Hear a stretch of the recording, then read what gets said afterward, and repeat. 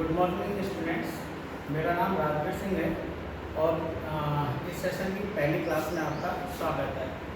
आज हम EE 306 के फंडामेंटल का एक बार रिव्यू करेंगे और उसका इंट्रोडक्शन के बारे में जानकारी प्राप्त करेंगे। जैसा कि टॉपिक का नाम है fundamental of rotation in DC/AC machine.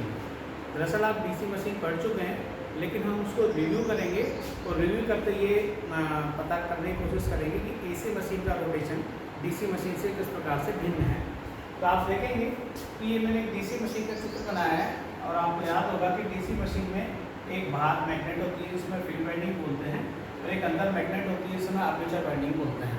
Armature winding में कम्यूटेटर ब्रूस लगे होते हैं। मैंने कम्यूटेटर ब्रूस का एक सिंपल रेक्टिफाइड चित्र बनाया है, जिसमें एक बैटरी को एक स्विच के द्वारा निरूपित कर दिया गया है और ये पोलरिटी रिवर्स आप देखेंगे। स्विच S1 के साथ पोलरिटी प्लस माइनस है और स्विच S2 के साथ पोलरिटी माइनस प्लस है।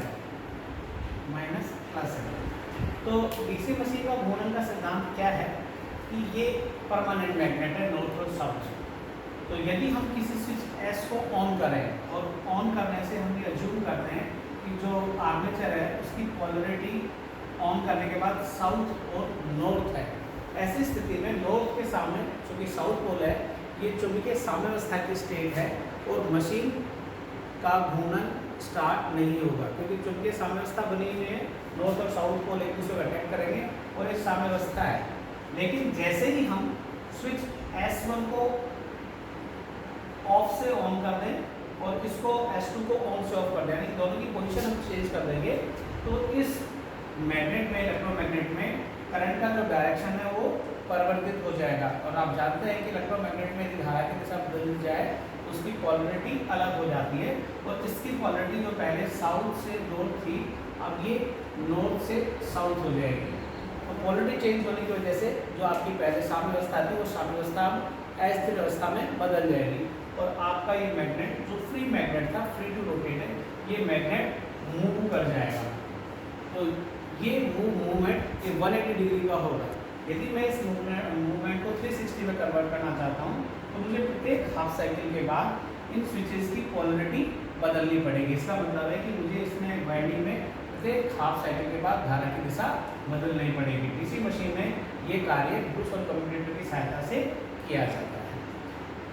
अब यदि हम इस घूर्णन के सिद्धांत को AC मशीन पे लगा के देखते हैं तो मैंने बताया कि AC मशीन मुख्यतः induction machine, synchronous machine, transformer और सिंगल फेज इंडक्शन मशीन्स ये हैं जिनमें आप DC मशीन और ट्रांसफार्मर आप सेकेंड ईयर में पढ़ चुके हैं।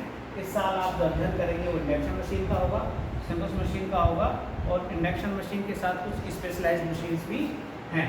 इंडक्शन मशीन को हम एसिंक्रोनस मशीन भी कहते हैं।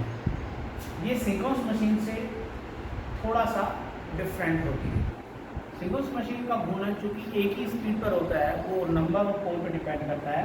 सिंक्रोनस मशीन के घूर्णन के लिए जो घूर्णन स्पीड है NS, उसका मान होता है 120 F/P। F आपकी सप्लाई फ्रीक्वेंसी है, P नंबर ऑफ पोल है, NS रोटेशन जो रोटर है, जो घूमने वाला पार्ट है, उसका RPM है। तो आप देख सकते हैं कि ये हमारे इंडिया में जो फ्रीक्वेंसी 50 हर्ट्ज है, यदि मैं 2 पोल मशीन बनाऊँ तो NS का मान 3000 आएगा। इसका मतलब सिंक्रोनस मशीन एक ऐसी मशीन है जो निश्चित RPM पर ही घूमती है। नंबर ऑफ पोल बढ़ाने पर उसके RPM चेंज होते जाएंगे। तो मैक्सिमम RPM कितना होगा? 3000। यदि मैं P का मान 4 कर दूँ और फ्रीक्वेंसी सेम रखूँगा तो RPM आ जाएगा 1500। उससे कम करूँगा तो 1000, 750। इसका मतलब ये मशीन केवल एक कांस्टेंट स्पीड पर घूमती है और इस कांस्टेंट वजह से वो स्पीड में घूमने की वजह से, क्योंकि रोटर और स्टेटर जो घूमने वाला पार्ट है और जो स्टेटर पार्ट है वो एक ही समान स्पीड पर घूम रहे होते हैं, इसलिए हम इस तरह की मशीन को कहते हैं सिंक्रोनस मशीन। ऐसी मशीन जिसमें जो घूमने वाला मैग्नेट है और जो स्थिर मैग्नेट है उनकी घूमने की जो स्पीड है वो अलग अलग हो, तो इस तरह की मशीन को हम कहेंगे एसिंक्रोनस मशीन या हम कहेंगे इंडक्शन मशीन। अब इंडक्शन मशीन का जो घूमने का सिद्धांत है बड़ा आसान है। आप देखिए, यदि मैं एक मैग्नेट लूँ, दूसरी मैंने मैग्नेट लूँ, जैसे मैंने DC में लिया है, और इसको मैं सिंगल फेज सप्लाई दूँ, तो सिंगल फेज सप्लाई का आप जानते हैं कि सिंगल फेज AC में जो वोल्टेज या करंट जो भी आप फैक्टर लेना चाहें, ये टाइम के रेस्पेक्ट में परिवर्तित होता है, इसका मान बढ़ता है, फिर उसके बाद इसका मान शून्य हो जाता है और फिर ये इसका नेगेटिव डायरेक्शन में पोलरिटी इसकी रिवर्स हो जाती है। इसका मतलब यदि किसी वाइंडिंग को एसी सिंगल फेज सप्लाई देंगे तो जो चुंबकीय क्षेत्र बनेगा वो चुंबकीय क्षेत्र पल्स के रूप में बनेगा। आप देखिए ये पॉजिटिव पल्स हो गई, नेगेटिव पल्स बन गई, तो एक तरह का एक पल्स फॉर्म में बनेगा। उस स्थिति में जो आपकी घूर्णन वाली मैग्नेट है उस पर जो बलाघूर्ण कार्य करेगा वो भी पल्स के रूप में होगा और ग्रेविटी की वजह से, इसके जो इनर्शिया की वजह से ये रोटर नहीं घूमता। तो इसका मतलब ये मैग्नेट जो सिंगल फेज इंडक्शन मशीन है ये आपकी सेल्फ स्टार्ट मशीन नहीं होगी। लेकिन यदि मैं एक दूसरा कॉन्सेप्ट लूँ वो ये है कि एक मैंने सिंपल आयरन पीस ले लिया है, ये केवल आयरन का पीस है और एक मैंने मैग्नेट ले लिया है, ये नॉर्थ और साउथ पोल मैंने दिखाया। दरअसल ये और ये कभी भी चुंबक के ध्रुव एक पोल में नहीं होते, वो हमेशा दो पोल में ही होते हैं।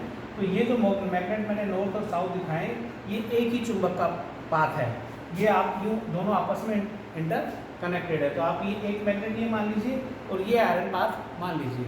तो इस चुंबक की वजह से चुंबकीय क्षेत्र बनेगा, चुंबकीय क्षेत्र बनेगा तो चुंबकीय क्षेत्र इस आयरन को में से गुजरेगा तो ये भी एक चुंबक की तरह व्यवहार करेगा और ये चुंबकीय साम्यावस्था की स्थिति बनी रहेगी। यदि मैं इस चुंबक को किसी विधि के द्वारा अपनी इस अवस्था से इस अवस्था में लेके जाऊँ, तो इस अवस्था में लेके जाऊँगा तो ये जो आयरन पीस था अपनी साम्यावस्था को मेंटेन करने की कोशिश करेगा और इस स्थिति से इसका डायरेक्शन ये चेंज हो जाएगा। आप देखेंगे कि इसकी जो जैसे आपने मैग्नेट को घुमाया, बाहर वाले मैग्नेट को घुमाया, ये अंदर वाला आयरन पीस भी उसी डायरेक्शन में घूम जाएगा। यदि आप इस चुंबक को किसी तरीके से 360 डिग्री घुमा दें, 360 डिग्री घुमा दें, तो ये आपका जो आयरन पीस है ये भी इस चुंबकीय क्षेत्र के सापेक्ष में घूमने की कोशिश करेगा।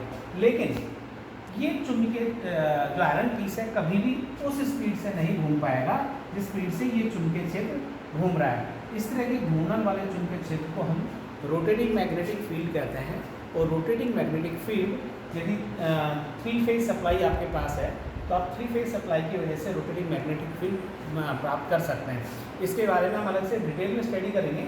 अभी आपको केवल इतना सा देखना है कि यदि मैं इस मैग्नेट को घुमाऊँ, बाहर वाले मैग्नेट को घुमाऊँ, तो अंदर वाला जो आयरन पीस है वो इस मैग्नेट को फॉलो करने की कोशिश करेगा और ये कभी भी इसको पकड़ नहीं पाएगा, क्योंकि जो इसकी स्पीड, रोटर की स्पीड है NR, वो कभी भी बाहर वाले मैग्नेट के बराबर नहीं हो सकती एंड रोटर की स्पीड कभी सिंगल स्पीड के बराबर नहीं हो सकती।